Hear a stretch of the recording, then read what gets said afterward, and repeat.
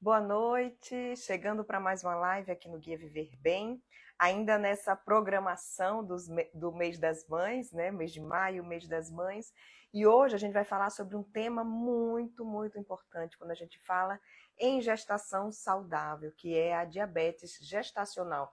As mulheres precisam ter esse cuidado durante a gravidez para prevenir a diabetes gestacional e a gente vai receber hoje a ginecologista, a doutora Virgínia Georgia, e também a Raíssa Campos, que é nutricionista. As duas trabalham juntas e a gente vai reunir ginecologia e nutrição em prol de uma gestação saudável, né? Como? O que é que as duas especialidades podem fazer para garantir mais saúde na gestação? Doutora Virgínia já está aqui, Raíssa também. Deixa eu mandar o convite para a gente começar esse bate-papo. Mandei para as duas já. Se você conhece alguma gestante, já vai encaminhando para convidar. Boa noite. Boa noite. Muito prazer, doutora Virgínia. Raíssa já está sempre por aqui, né?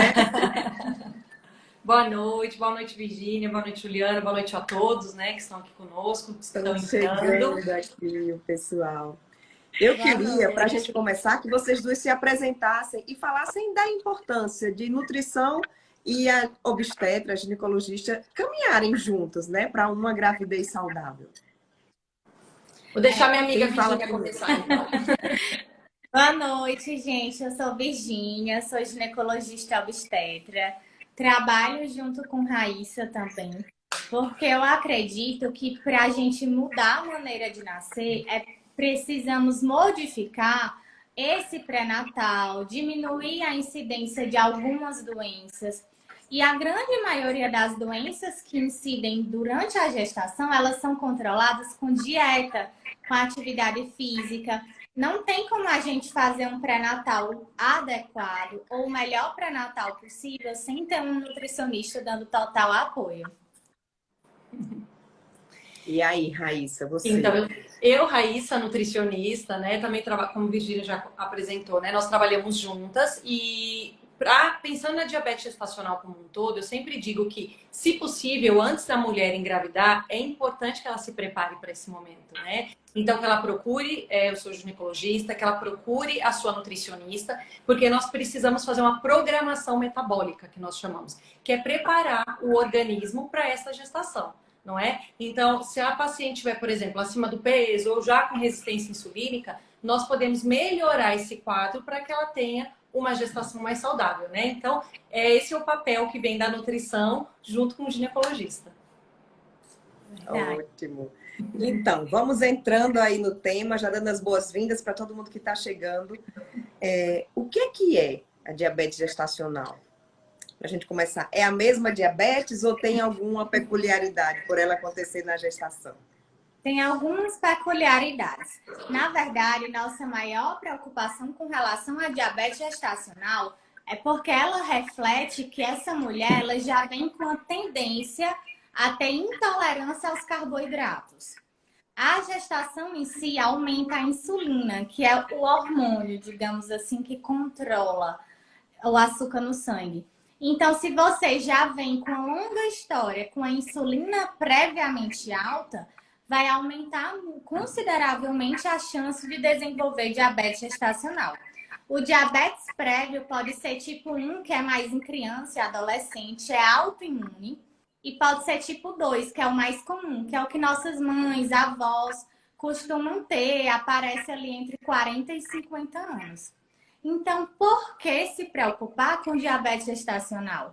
Porque a diabetes que aparece durante a gestação, ela reflete uma tendência a você desenvolver diabetes tipo 2 em até 5 anos. Então, se você tem 30 anos e já tem diabetes gestacional, precisou de um tratamento maior, às vezes até com insulina, significa que você precisa acender uma lanterninha e tomar cuidado. Não só durante a gestação, mas pensando a longo prazo mesmo. Quais as estatísticas? É comum a mulher desenvolver a diabetes gestacional? Olha, atualmente está sendo mais ou menos 15 a 25% das gestações. Então, está cada vez mais comum. O protocolo muda constantemente, então os valores também estão ficando cada vez mais estritos, a tolerância está cada vez menor. Então, temos diagnosticado bastante diabetes gestacional, infelizmente, porque isso reflete um modo de vida errado. Se nós temos um modo de vida errado, sedentário, não se alimenta bem, como é que você espera que não tenha diabetes gestacional? Então, mesmo aquela mulher que tem as suas taxas normais, na gravidez ela tem uma probabilidade maior, se não adotar aí esses hábitos, se não seguir na linha dos hábitos saudáveis. Verdade, ela tem sim uma probabilidade bem maior na verdade, isso reflete um estado de hiperoxidação, um estado inflamatório, que está relacionado à falha na implantação da placenta, excesso de peróxido de hidrogênio. Tudo isso vai favorecer que essa mulher desenvolva diabetes gestacional.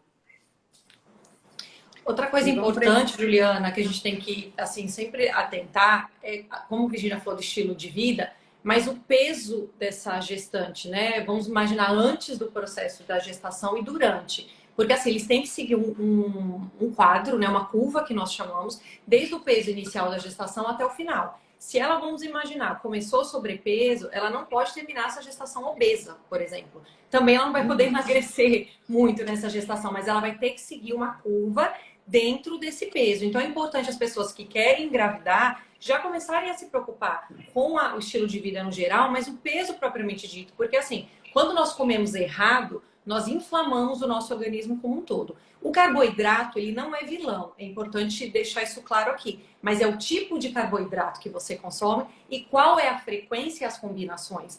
Então é isso que a nutrição também vai trazer para ajudar essas mulheres, não é? Porque se ela tiver um estilo de vida mais saudável pré e durante a gestação, consequentemente ela vai conseguir manter, né? E ela vai conseguir perder peso melhor, ela vai conseguir amamentar melhor essa criança vai conseguir dormir melhor. Então, tudo isso vai requerer no estilo de vida não só dela, mas da família também, né? E quais são os fatores de risco para diabetes gestacional? Eu já sei aí o sobrepeso, né? Como vocês falaram. O sobrepeso, a obesidade é um dos fatores.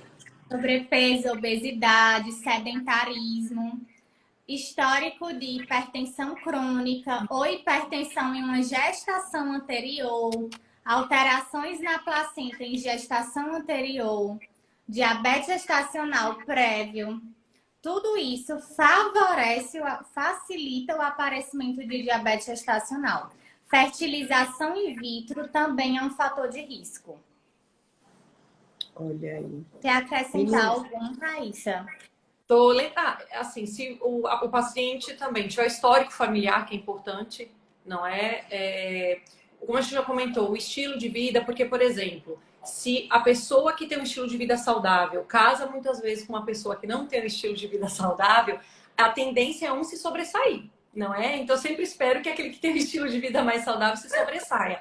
Mas se isso não acontecer, consequentemente, também vai desenvolver. Mulheres que têm SOLP também, ela pode desenvolver diabetes gestacional, né? Então, síndrome do ovário policístico também pode gerar. Então, as mulheres têm que ficar um pouco mais atentas em relação aí ao estilo de vida como um todo e alimentação especialmente, né?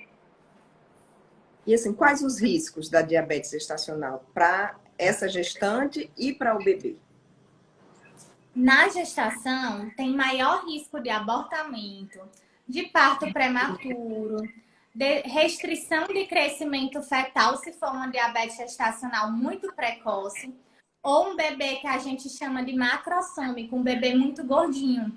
E aí, nesses bebês muito gordinhos, digamos assim, macrossômicos, aumenta a indicação de cesariana, de desproporção cefalopélvica, desproporção entre o bebê e a bacia, o que pode aumentar a chance de usar fórceps, de fazer algumas manobras e até de lesão de ombro durante o parto. Como é que é feito? Também. Óbito fetal é um desfecho bem desfavorável e comum em pacientes que têm diabetes sem controle adequado. Porque faz um pico de glicemia e cai de uma vez, aí corta o aporte para o bebê. Então, assim, como vocês falaram, esse cuidado deve ser ali antes da gravidez, como Raíssa falou, de tentar equilibrar tudo para que você já entre na gestação saudável. Mas quando é feito esse diagnóstico da diabetes gestacional, tem um período do pré-natal que é mais indicado? Tem algum exame específico que a mulher precisa fazer para esse diagnóstico? Ou é só o teste de glicose mesmo? Bom, Virginia, acho que parou aqui um pouquinho. Vou falar um pouco da minha área, certo? Então, assim, não é só o teste de intolerância, né, à glicose ou à curva glicêmica. Na verdade, é um conjunto de situações, né, Juliana? Você vai pelos sinais e sintomas.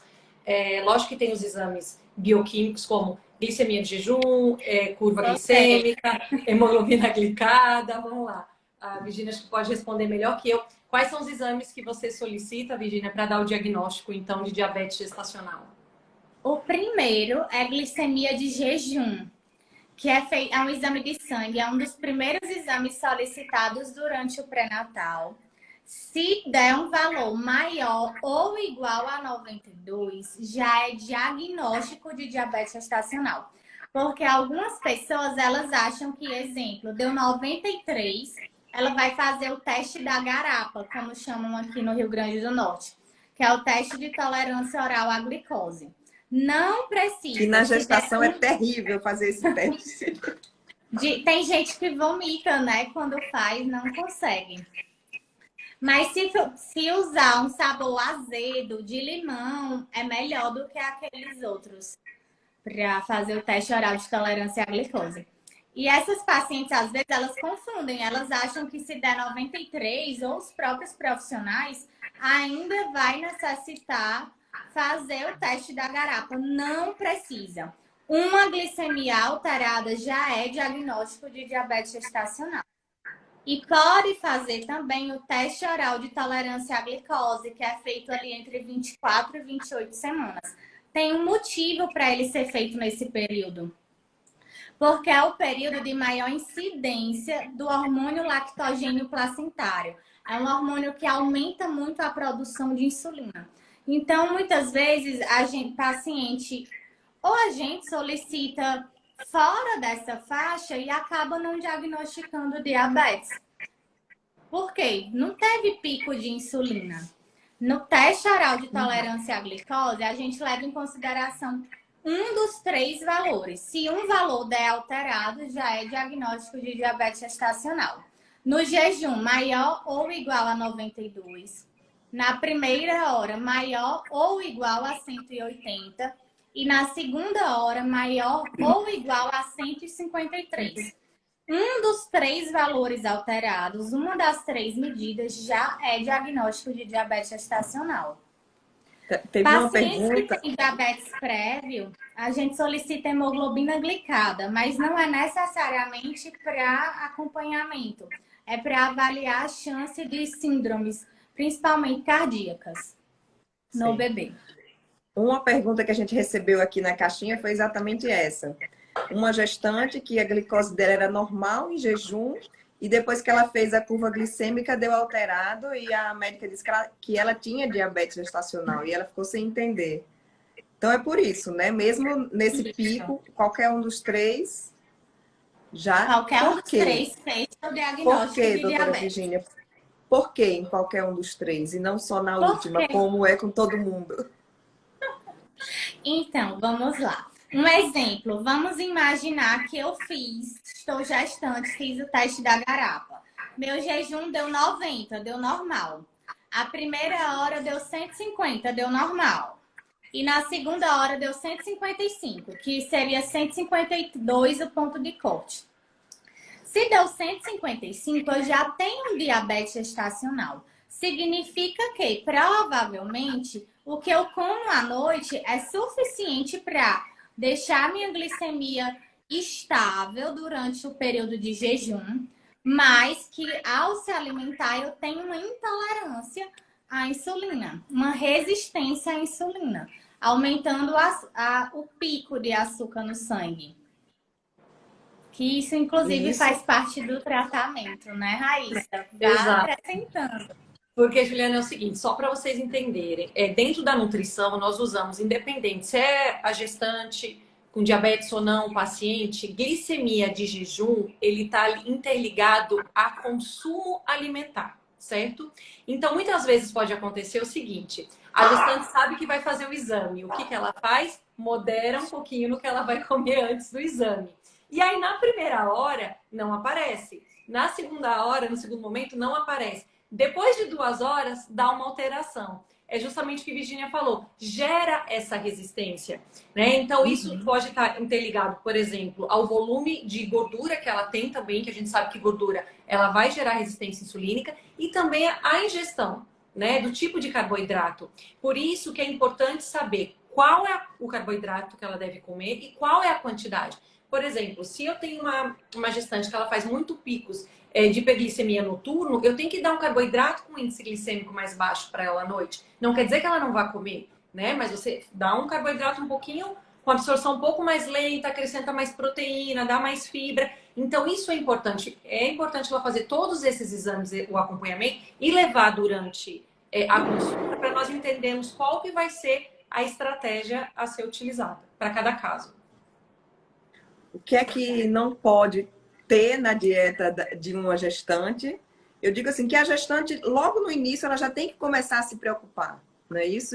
Como é, Raíssa, esse planejamento dessa dieta para prevenir uma diabetes gestacional? A questão eu brinco muito, que pode tudo e não pode nada. Na verdade é assim. Ela vai poder comer chocolate, por exemplo? Vai. Ela vai poder comer pão? Ela vai. Mas tudo vai depender da frequência e da combinação. Então, se ela é uma gestante, por exemplo, compulsiva, ela tem muita vontade de ficar beliscando, qual é a primeira orientação? É fracionar essa alimentação. Porque se eu colocar alimentações muito distantes uma da outra, não é? Além de poder gerar uma hipoglicemia, dependendo do que ela está consumindo, isso vai gerar mais compulsão. Outra coisa importante é a contagem de carboidratos adequadas. O que é isso? Nós vamos, de acordo com o quadro de cada paciente, de acordo com cada necessidade, idade, avaliar qual é a quantidade de carboidrato que ela deve consumir. E em todas as refeições deve conter o carboidrato, mas ele não deve ser consumido isoladamente. Vou dar um exemplo. Fruta é super saudável, eu vou comer só fruta. Não. Por quê? Dependendo da fruta, você pode ter uma carga ali glicêmica muito alta. Então, eu sempre oriento as grávidas. Quer comer uma fruta? Vamos acrescentar uma proteína. Pode ser um iogurte, pode ser um whey protein, né? Porque muitas vezes as grávidas têm muitas dificuldades de consumir volumes. Então, a gente pode trabalhar pequenos volumes, mas com a quantidade proteica mais aumentada. A fibra também é muito importante, porque as fibras, elas favorecem não só o funcionamento intestinal, que a gente sabe que durante a gestação, né, as grávidas têm mais constipação, mas também favorecem o controle glicêmico. A hidratação também é muito importante. Eu sei que nos primeiros meses é um pouquinho difícil, né? Elas enjoam, mas a gente pode utilizar de algumas táticas, como por exemplo, você vai pegar uma água gelada de manhã com gengibre, com um pouquinho de limão ali espremido para diminuir um pouco esse enjoo. E aí a água, principalmente nos primeiros 3 meses, ela não precisa ser um volume muito grande de ingesta. Eu sempre digo, consuma 100 ml a cada hora. Parece pouco, mas se você ficar acordado 12 horas, você já vai ter um consumo ali interessante de água, né? Então, são estratégias, no gerais, que a gente acaba utilizando, mas sempre levando em consideração, Juliana, o que a paciente também gosta. Porque você fazer uma mudança muito brusca, vou dar um exemplo. Você não vai comer mais pão a partir de hoje, você não vai comer mais chocolate a partir de hoje. É muito difícil a gestante, qualquer pessoa, aderir. Então, por que não mostrar para ela qual um chocolate mais saudável? Qual pão melhor, né? Existem vários tipos que a gente pode escolher. Qual é a quantidade que ela pode consumir? Qual é a combinação mais adequada? Isso favorece a adesão a uma alimentação mais saudável. Isso, a gente recebeu uma pergunta na caixinha que era uma gestante perguntando se tinha que cortar geral açúcar e carboidrato.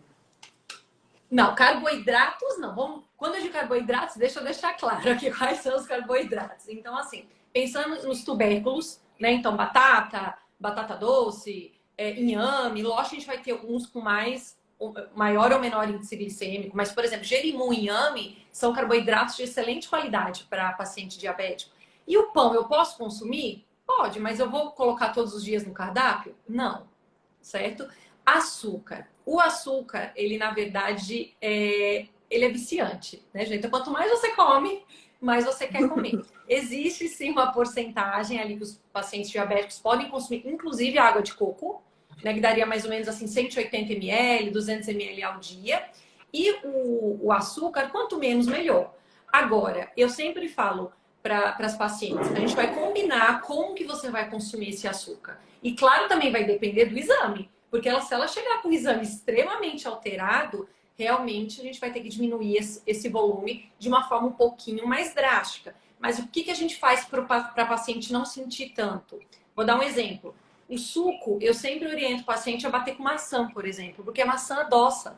Suco de maracujá, acerola, esses sucos mais cítricos, que eles ajudam também no enjoo, mas a paciente sente um pouquinho mais. Se for necessário, a gente usa alguns adoçantes. Eu preferia não, mas eu sempre digo, a gente vai ter que contrabalancear do mais o menor, porque é muito melhor ela consumir um suco que eu gostaria que ela tomasse com algumas gotas de adoçante, do que ela pegar o suco e colocar 3, 4 colheres de açúcar. Então a gente vai ter que contrabalancear, não é? Então, assim, não é restrição, porque lembrando que dietas restritas geram compulsão alimentar. Isso em qualquer pessoa, inclusive na gestante. É porque o que eu E a acho. gestante que tem aquele mito, né, de comer por dois. Não existe isso mais, não. Tá certo? Lógico que ela vai ter que consumir em cada fase da gestação, há algumas alterações no volume, na quantidade, enfim. Mas não existe esse mito de comer por dois, não existe, né? Mas Virginia queria falar. É um mito mesmo. Mas uma coisa que me chama a atenção, e Raíssa pode confirmar, é que as gestantes, elas têm um hábito alimentar de comer muito carboidrato e pouca proteína. Então, esse desequilíbrio entre o carboidrato e a proteína acaba piorando a diabetes gestacional. Isso acontece por vários motivos. Eu acho que também nós estamos numa cultura, falando um pouco do Nordeste, onde o consumo de carboidrato ele é muito presente e no maior volume, não é? E a proteína, ela é importante, ela deve ser inserida. E de diversas formas, porque, vou dar um exemplo, que todo mundo adora um cuscuz, não é? Então, assim, o cuscuz é ruim? Não, ele não é ruim. Só que, por exemplo, não é um alimento que eu particularmente prefiro colocar à noite. E se realmente tiver a necessidade por uma praticidade de preparo, entre outras coisas, então vamos aumentar essa oferta proteica. Então a gente diminui um pouquinho o volume do cuscuz, coloca ovo, mistura com legumes, né? Coloca uma fibrazinha ali junto para facilitar. Então realmente esse equilíbrio ele deve ser feito. E lembrando que assim a proteína deve estar sempre um pouquinho mais elevada do que o carboidrato, pensando nessas gestantes com diabetes. Qual a proporção? Tem uma proporção assim? Juliana, é porque depende. Assim, eu não Varia. tenho como te falar geral, porque cada caso é um caso. Então, por exemplo, se eu pegar uma gestante de 20 a 30 anos, é uma quantidade. Se eu pegar de 30 a 40, é outra. Conforme mais velha é essa gestante, será que eu posso dizer assim, né? Mais experiente, maior é a necessidade de proteína, porque assim, a gente tem a tendência de quanto mais velha, maior a gente vai ter essa alteração glicêmica, né? Porque a gente sabe que gravidez mais tardias, maior chance de desenvolver diabetes. Então, essa proporção ela vai aumentando. Agora, isso vai depender também, Juliana, do estilo de vida. Se ela pratica atividade física ou não, eu vou aumentar essa proteína. Se ela é sedentária ou não, se ela tem um histórico familiar. Por isso que eu sempre digo que cardápio, a gente não consegue fazer receita de bolo. Cada cardápio é diferente. Lógico que os pacientes vão ter algumas semelhanças, sim, mas é diferente, porque cada um tem a sua necessidade, o seu trabalho, né?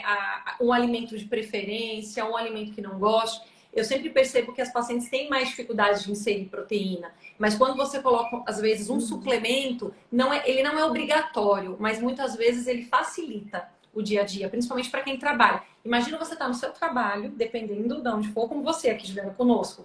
E aí você precisa, rapidamente, antes de entrar aqui, fazer uma refeição. Não é muito mais fácil você fazer um whey protein, talvez acrescenta no café, você faz batido com suco, com uma fruta? Facilita, né? Então, assim, a suplementação também é uma estratégia que nós utilizamos para essas gestantes. Mas vale a ressalva, não é obrigatório, mas ajuda. Ajuda bastante. Certo. Doutora Virgínia, diagnosticado diabetes gestacional, como é que é o tratamento durante a gravidez e como é que é o tratamento? Se entra a medicação, se é só a dieta e a atividade física, como é que essa gestante vai lidar agora, tendo esse diagnóstico do diabetes gestacional? Então, após o diagnóstico de diabetes gestacional, é necessário a gente acompanhar.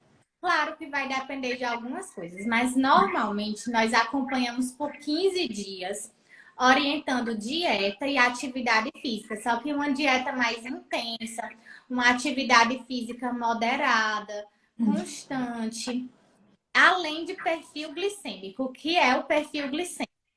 Aqui no Rio Grande do Norte a gente chama de HGT, mas é glicemia capilar, hemoglucoteste. Basicamente é aferir o açúcar no sangue através do furinho no dedo.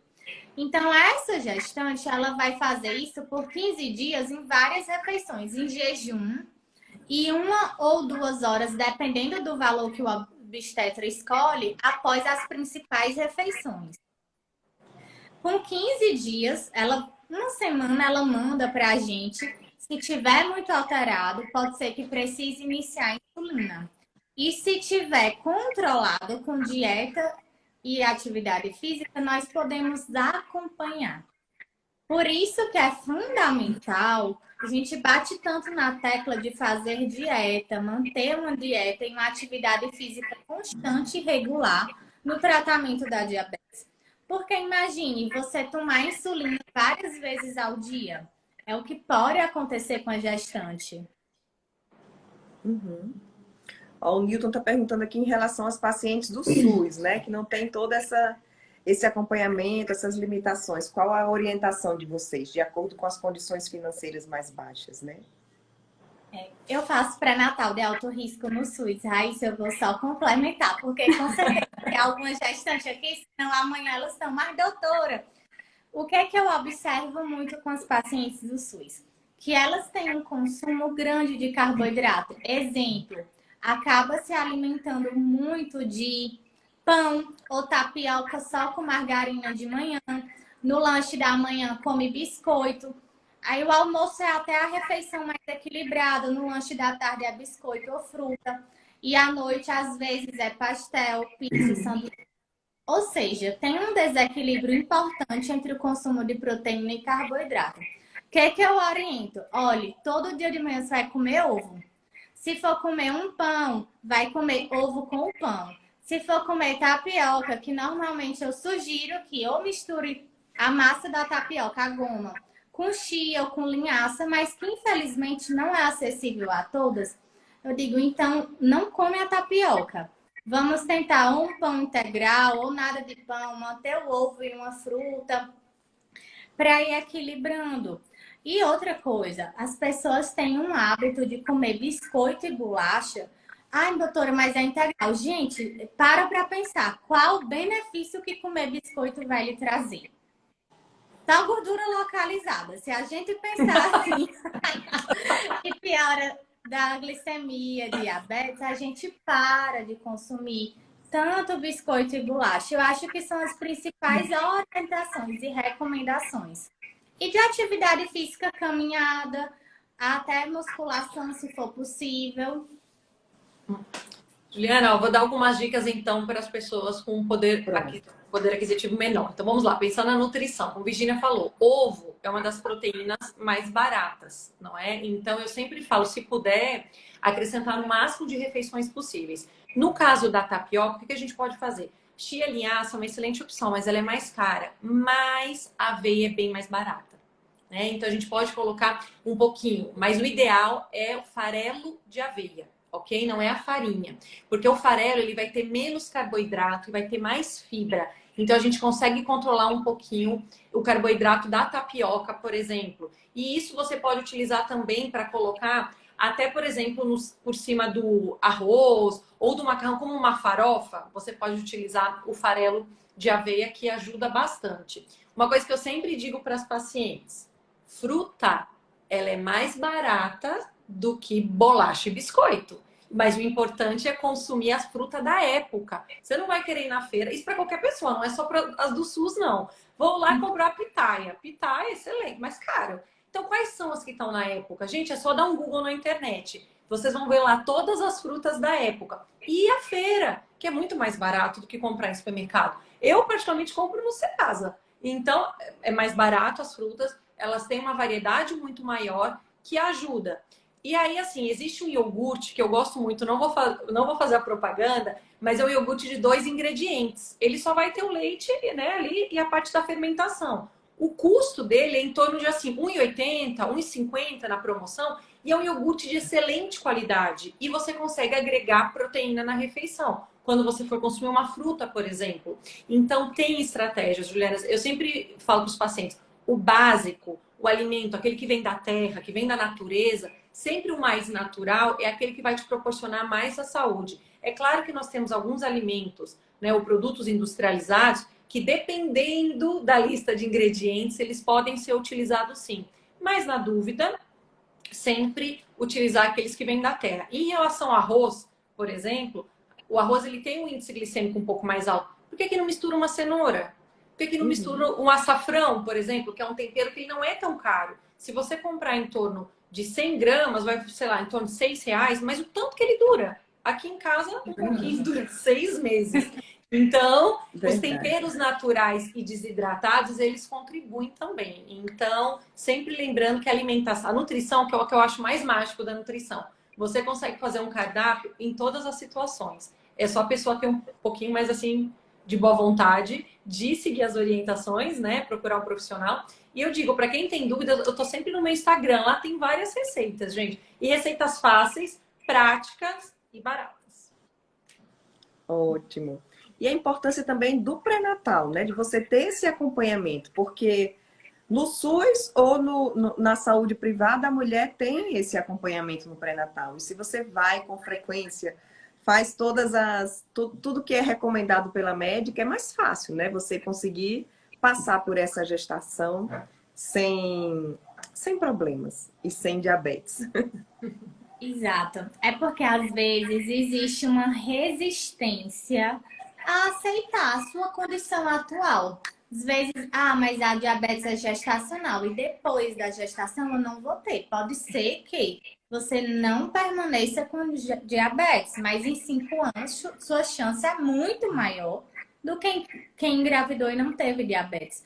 Por isso que é importante que as pacientes se eduquem, usem essas modificações, essas mudanças nutricionais durante a gestação para manter por outro tempo, além da gravidez, durante o aleitamento materno e para o resto da vida.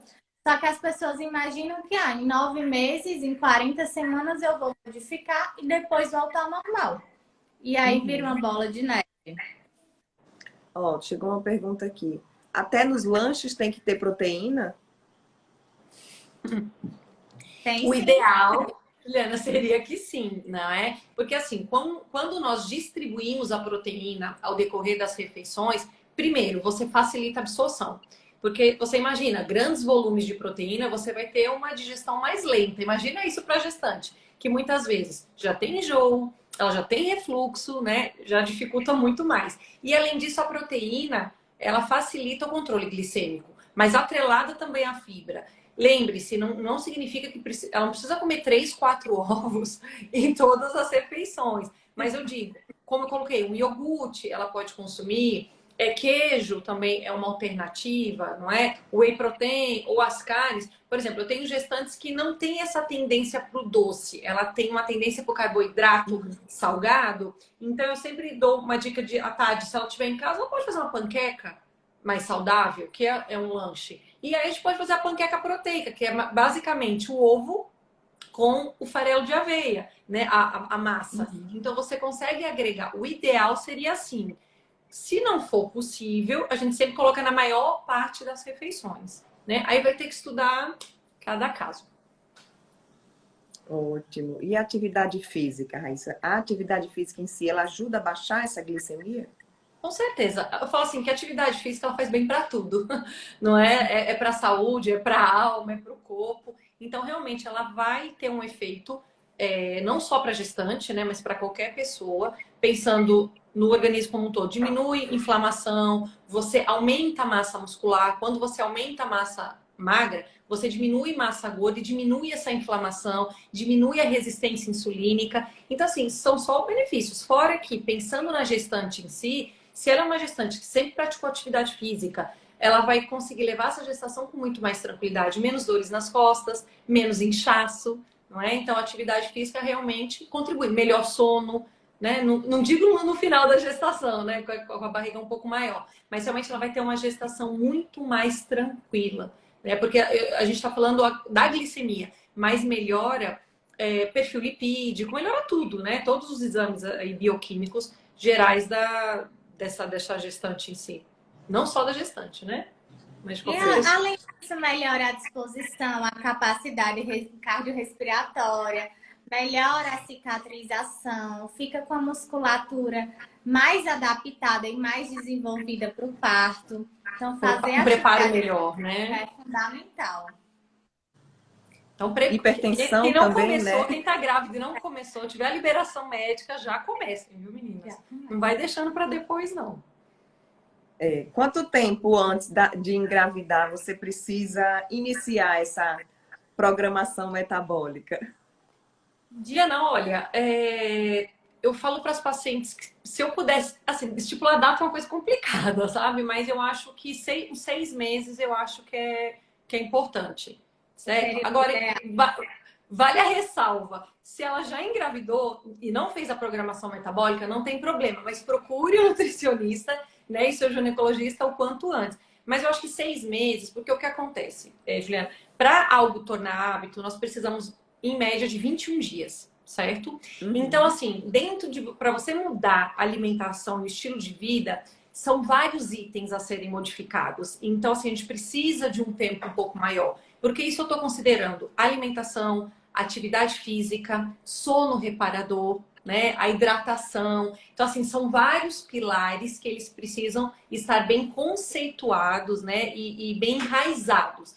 Então, 6 meses é um prazo que, na minha visão, ele é possível e plausível. Porque eu acho muito complicado você dar um intervalo muito curto de tempo. Isso gera ansiedade, as pacientes não conseguem fazer. E assim, nem que ela não consiga inserir tudo, mas algo já vai estar enraizado. Então, na hora que ela engravidar, vai ficar muito mais fácil para ela aderir novos hábitos que precisa durante esse processo da gestação. Então, não é que 6 meses é um número cabalístico, não é isso. Mas é um número que dentro do consultório eu percebo que as pessoas já estão mais familiarizadas com a mudança da rotina e dos hábitos. E essas mudanças podem até ajudar para essa mulher engravidar mais rápido. Ou não? Exatamente. Tem relação?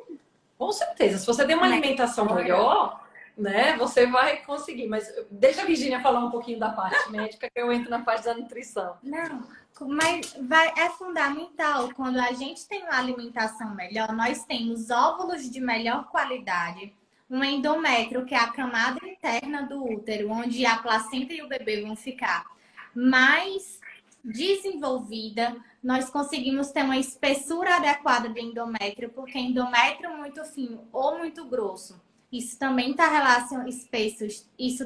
relacionado à alimentação, vai interferir. Nós temos menos insulina circulante, consequentemente uma ovulação mais regular. Só coisas boas. Então, falando um pouquinho da nutrição, né? Então, se você tem uma alimentação menos inflamatória, você vai conseguir engravidar, vou dizer, muito mais rápido, né? Mas com mais sucesso, né? Porque cada mulher é única. Mas, assim, não tem como você ter hábitos ruins e você, consequentemente, você vai ter consequências ruins, né? Se você tiver hábitos bons, as consequências serão melhores, né? E isso também entra na questão do processo de engravidar em si. Então, realmente, quem está querendo engravidar, eu acho que começar as mudanças, ela já é o primeiro passo, né? Você primeiro querer mudar, né? Procurar profissionais que podem te auxiliar nesse processo. Então, vai ser um degrau a cada dia, né? Mas o importante é estar subindo as escadas, né? Estar caminhando para frente. Então, acho que isso que é o mais importante, um passo de cada vez. Ótimo. Uma dúvida que chegou na caixinha também de tarde. Vocês falaram aí que a mulher que tem diabetes gestacional, ela tem mais probabilidade de ter a diabetes depois da gravidez. E o bebê, ele pode ter diabetes também? Também. Também, existe um tipo de diabetes que é imediatamente após o parto, que é diabetes neonatal. Mas isso é muito raro. O que acontece no bebê é que ele pode ter hipoglicemia. Quando ele estava dentro da barriga, ele tinha quantidades circulantes de açúcar muito alto. Então, costuma nascer um bebê mais gordinho. E a quantidade de açúcar, a glicemia circulante no bebê, ela cai muito rápido. Fica em 30 e 40. E às vezes, nesses casos de hipoglicemia neonatal, pode ocasionar convulsão, desconforto respiratório, o bebê, inclusive, precisar ir para a UTI para ter um conforto maior. Então, assim, mesmo que esse bebê não tenha diabetes durante a infância, ele tem um risco 20 vezes maior de desenvolver diabetes tipo 2 na vida adulta, do que uma mãe que não, do que um filho de uma mãe que não teve diabetes. Olha aí, tem sintomas a diabetes gestacional? Dificilmente. Para ela ter sintoma, tem que estar muito alterada. Que Assim, seria. eu percebo, desculpe, Virginia, dentro da nutrição eu percebo alguns sinais. Eu não vou dizer sintomas propriamente dito, mas assim, aquela paciente que belisca muito, aquela paciente que é muito compulsiva, que quer comer sempre as mesmas coisas, que chega no final do dia, ela precisa beliscar um doce, precisa comer alguma coisa, que ela tá sempre de mau humor quando ela não tá comendo nada. Isso já me acende uma luz, sabe, Juliana? Não necessariamente que vai ser a diabetes gestacional, mas é algo que eu falo, opa, né? Se o médico não pediu algum exame, a gente vai fazer essa solicitação. Mas diga, Virginia. O ganho de peso, né, Raíssa? A gente começa a observar que pacientes que estão ganhando excesso de peso, principalmente no primeiro trimestre até 20 semanas, eu já fico esperando o momento que vai desenvolver diabetes gestacional. E pensando um pouquinho antes, Juliana, como a gente tinha comentado, assim, se a criança vai se tornar diabética depois, o que geralmente acontece? Eu vejo pelos meus pacientes que chegam no consultório, na hora que eu faço a anamnese, tem um histórico familiar de diabetes? Não, minha mãe é diabética. É aquele paciente que sempre foi sobrepeso, não foi aquele paciente obeso, sobrepeso, depois começou com resistência insulínica, não é? E aí você vai vendo que ele vai somando as situações até se tornar diabético. Então, assim, realmente, se você está acima do peso, você pode não ser diabético, mas provavelmente com algum grau de resistência insulínica você está, né? Porque senão você não estaria aí sobrepeso. E assim, aumento de gordura abdominal, né? Não só em homens, mas em mulheres também, a gente também tem que se preocupar. O homem tem um risco cardiovascular, a gente sabe, mas realmente a mulher, quando ela começa a aumentar essa gordura abdominal, claro, tem idade, menopausa, enfim, mas pensando em estilo de vida, é algo que a gente tem que se preocupar, sim. Outra coisa que também não é o caso aqui, mas só para a gente fazer um link. Jejum intermitente prolongado, ele tem alguns estudos que geram diabetes posteriores e o acúmulo de gordura abdominal. Então, só para fazer um link que jejum, ele não é ruim, ele é uma estratégia que, se bem feita, dá muito certo, mas prolongado também não é bacana. Pensando em gestantes diabéticas, também não é ideal ela ficar muito tempo sem comer, porque você imagina, ela ficou um tempo 4, 5 horas sem se alimentar, que eu não sei se Virginia sabe, mas é muito comum no consultório. Depois elas querem compensar na próxima refeição. E aí, como que é essa refeição? Um alto volume de carboidrato. Porque o nosso organismo vai precisar de energia. Então, qual que é a primeira fonte de energia? Carboidrato. E sempre vai ser a primeira escolha. Ninguém chega em casa com fome e fala, eu vou comer um prato de salada agora. É tanto A salada é muito bem-vinda na gestação? Depende. Vou dizer assim, claro que ela é bem-vinda, que ela é uma fonte de fibra, mas a gente tem que saber qual é a procedência, né? Então, o depende que eu digo é da procedência. Então, se puder preparar em casa, com mais cuidado, né, cautela ali na higienização, ou em algum local que você confie, não é? Então, não é em qualquer local que nós vamos comer. Eu sempre falo para a gestante, se você vai sair e não confie, dê preferência para os legumes cozidos, a verdura refogada, que aí você vai ter um cuidado maior aí, uma segurança maior. né? Exato, porque está Me relacionado, interrompi, doutora Virgínia. tá relacionado à toxoplasmose, o consumo de saladas e carnes mal lavadas, mal No preparadas. passado. Você Mas ia falar, era isso que você ia falar, doutora? não, eu já complementei da toxoplasmose relacionado à salada. Mas uma coisa que eu ia acrescentar o que Raíssa estava falando com relação ao intervalo que a gestante come, é que gestante precisa estar alimentada. Se você tem diabetes gestacional, cada vez que você faz picos glicêmicos e tem um decréscimo acentuado de açúcar no sangue, o teu bebê também está sofrendo. Então, esses picos, eles podem levar a óbito fetal. Por isso que eu pego tanto no pé da minha gestante que tem que observar se o bebê está mexendo. Uma das primeiras coisas que a gente orienta é, achou que não está mexendo bem? Se alimenta e observa, porque cada vez que você se alimenta, vai um suporte de vitaminas e minerais para o bebê. Olha, Juliana, quem é minha paciente sabe, né, que duas coisas são importantes quando elas começam a orientação comigo. É ter uma balança para pesar ali os alimentos e ter a lancheira. Então, ela sempre vai ter que ter uma lancheirinha ali para acompanhar. Algo simples, prático, mas é importante, porque ela não pode ficar 5, 6 horas sem se alimentar. Né? É O importante ideal é aí 3 em 3 horas. até 4 horas dá certo, mas não pode passar. Porque também vai depender de como é a alimentação dela. Se ela tiver uma concentração de proteína adequada, até 4 horas a gente consegue. E um carboidrato de lenta liberação. Então, isso também favorece. Agora, se ela comer, por exemplo, bolacha creme cracker, não vai dar 1 hora, ela vai estar com fome de novo. Uhum. Quantos quilos é ideal para a mulher engordar durante a gravidez? Perguntas universitárias. Mas assim, no geral, a recomendação geral é entre 9 e 12. Só que isso são para as pacientes que estão dentro da faixa ideal de peso. Não vale para as pacientes desnutridas ou com sobrepeso, obesidade, mas entre 9 e 12 quilos. Por isso, minha gente, que não adianta ganhar peso no começo da gravidez. Eu digo bastante, esse peso que vocês estão ganhando no começo da gravidez só está indo para você. Não está interferindo no desenvolvimento do bebê. Então, é a hora de ter um pouquinho mais de cuidado com a alimentação e com o ganho de peso. Não precisa comer mais, né? Porque tem um bebê aqui dentro. Exato.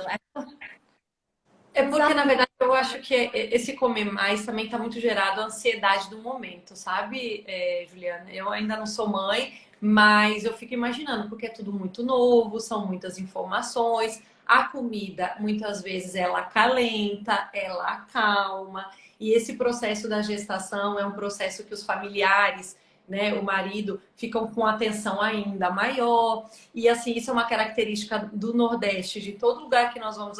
Tem essa questão da cozinha, da comida afetiva, né? De você ser recebido com muita comida. Então, tudo isso é legal, é importante. Mas na hora de saber, não, só um pedacinho, hoje tá bom, né? Então, assim, é saber realmente até quanto pode ser consumido, né? Daquilo que está sendo ofertado. Né? Eu acho que isso vai ajudar bastante. Doutora Virgínia e Raíssa, a gente está chegando aqui nos nossos 50 minutos de live. Eu queria deixar esse momento para vocês resumirem aí os principais pontos quando a gente fala em diabetes gestacional. Quem fala primeiro? Primeiro da área da Virgínia, que eu falei muito. Olha, eu acho que se eu posso deixar alguma mensagem, cuidem-se, controlem o peso de vocês, procurem um nutricionista, tenham uma alimentação equilibrada e variada, porque muitas vezes a alimentação equilibrada não é só comer uma quantidade adequada de proteínas e carboidratos. Porque o que você pode fazer pela saúde do seu filho, por uma nova geração, só depende de você. Se você consegue controlar essa diabetes gestacional, você diminui a chance do seu filho ser obeso, de ter diabetes na vida adulta, de ter hipertensão, de ter transtorno do déficit de atenção. Tudo isso está relacionado à forma como você se alimentou durante a gestação. Então, já que a gente está falando de alimentação, eu sempre digo para as pacientes, tenha a alimentação como uma aliada, não como uma vilã ali nesse processo. Ela vai te ajudar. Então, um profissional que te oriente, mas que te acolha nesse processo, vai fazer toda a diferença, né? Então, pensando não só no ginecologista, mas também no nutricionista, que ele vai mostrar, assim, que o alimento, ele, na verdade, ele vai ser o teu medicamento, né? Ele vai te auxiliar em todo esse processo. E, assim, a nutrição, ela é tão linda, ela é tão rica, ela é tão vasta, que a gente não precisa sempre ficar consumindo as mesmas coisas. Por que não provar, não experimentar, né, tudo que a natureza ali nos oferece? Então, assim, a dica eu acho que deixar a nutrição ser sua aliada nesse processo. Ótimo. Raíssa, dicas de carboidrato que a grávida pode consumir. Vamos lá. Vou começar pelos salgados, então, as raízes. Gerimum é excelente, inhame, batata inglesa, batata doce. Lembrando sempre consumir com casca, não é porque vai ter ali a fibra. Pensando no arroz, se possível, sempre o integral, 7 grãos, né? Que ele vai ter uma concentração de fibra melhor. Tem um arroz que é um arroz, que é um macarrão de arroz também, que ele tem um índice glicêmico menor. E pensando para as gravidinhas, ele é de rápido preparo. Eu brinco muito com os pacientes. É aquele macarrão instantâneo de qualidade, né? Que você pode fazer rápido. Carboidrato também são as frutas. Lógico que a gente vai ter fruta com alto índice glicêmico, como por exemplo, para grávida com diabetes gestacional eu não passo caqui, não vou passar figo, a uva com um pouquinho mais de cautela, melancia, mas a gente pode fazer as combinações adequadas, né? Não tem problema nenhum. E também, assim, outros carboidratos, como feijão, lentilha, que as pessoas acham que as leguminosas não são carboidratos, e elas são. Então, elas também devem ser consumidas. Só o preparo, que eu dou uma dica aqui para as gestantes, deixar de molho, fazer o remolho, pelo menos ali umas 6 horinhas, com limão espremido para evitar gases. Cozinha mais rápido, dá mais sabor e aí evita os gases também. Então, pensando nesse tipo de carboidrato. O pão, sempre um pão de boa qualidade, não é? Posso comer o pão francês? Pode, mas não vai comer só o pão francês com manteiga. Vamos colocar um pouquinho de ovo, um pedaço de queijo, não é? Então, isso vai facilitar também. Mas esses primeiros que eu disse são os carboidratos de menor índice glicêmico, né? Ou aqueles carboidratos complexos que nós chamamos. Deixa o biscoitinho, o bolo, a bolacha para de vez em quando, bem de vez em quando, tá certo? Algum momento que você for na casa de alguém. Mas, no geral, sempre lembre, aquilo que vem da natureza são as melhores fontes de carboidrato. Quanto maior o tempo de prateleira do alimento, menor é o nosso tempo de vida. Eu sempre falo isso para os pacientes. Então, se aquele produto tá lá, tem 5 anos de validade, você fala, poxa, não é? Porque olha a fruta, quanto tempo dura uma fruta? Quanto tempo dura uma verdura? Então é só a gente fazer esse balanço, tá certo? Escolher sempre os que têm prazo de validade curto. Exato. São mais saudáveis. Doutora Virgínia, só para a gente terminar, com relação aos exames e as fases desse pré-natal, né? Para que essa gestante se sinta segura. Muitas vezes o médico não está pedindo o suficiente, até recebi mensagens aqui de que nunca tinha feito curva glicêmica. Toda grávida tem que fazer a curva glicêmica? Sim, se não teve diabetes diagnosticado na glicemia de jejum realizado no primeiro trimestre, toda gestante deve fazer o teste oral de tolerância à glicose. Normalmente, isso são divididos em 3 etapas. Primeiro trimestre, a glicemia de jejum. No segundo trimestre, o teste de tolerância à glicose, que é o teste da garapa. E no terceiro trimestre, uma nova glicemia de jejum. Mas isso é protocolo há muitos anos. Há mais ou menos 8 a 10 anos que foi instituído o teste oral de tolerância à glicose a nível nacional. Só que, infelizmente, às vezes, nas pacientes do SUS, o médico não pede, a equipe não solicita a medicação, o exame, então acaba que não é feito, mas já tem uma década que é preconizado. Então, essa gestante que não foi solicitado, pedir para o médico solicitar, né? Exatamente. Por favor. E isso no segundo semestre, no segundo trimestre. Isso, no segundo trimestre. O período ideal para o teste oral de tolerância à glicose é entre 24 e 28 semanas. Ó, chegou uma pergunta aqui, não consegui fazer o teste porque minha glicose estava alta. Então aí já nem você já precisa, tem né? diagnóstico, nem precisa. Talvez se já tiver o diagnóstico na glicose em jejum, talvez tenha sido por Aí isso não que não faz tenham teste solicitado. de intolerância, não precisa. Um exame alterado já é diagnóstico de diabetes.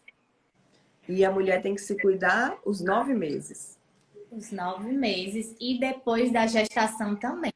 Para as pacientes que têm diabetes gestacional, elas vão repetir o teste oral de tolerância à glicose 40 dias após o parto. Só para as que tiveram, vão precisar repetir o exame. Uhum. As que tiveram, repete. Isso. Ótimo. Meninas, foi um prazer receber vocês aqui. Onde a gente encontra a doutora Raíssa e a doutora Virgínia juntas aí para esse suporte para essas gestantes? Nós atendemos na Lei Clinic, que fica no Tirol-Way, próximo ao Midway. Trabalhamos na mesma clínica, trabalhamos juntas. Ela na Hermes da Fonseca. Quem precisar do nosso contato, no link da bio, né, do Meio de Virgínia, você pode facilitar aí para marcar uma consulta, né? Então, estamos esperando vocês. Não só as grávidas, né? No meu caso, mas todos. O bom de ser a mesma equipe, né? Porque vocês discutem juntas os casos. Muitas vezes tem uma gestante mais difícil de controlar a glicemia e a doutora Virgínia já conversa com a Raíssa. E Essa troca de também. WhatsApp, viu, Ju?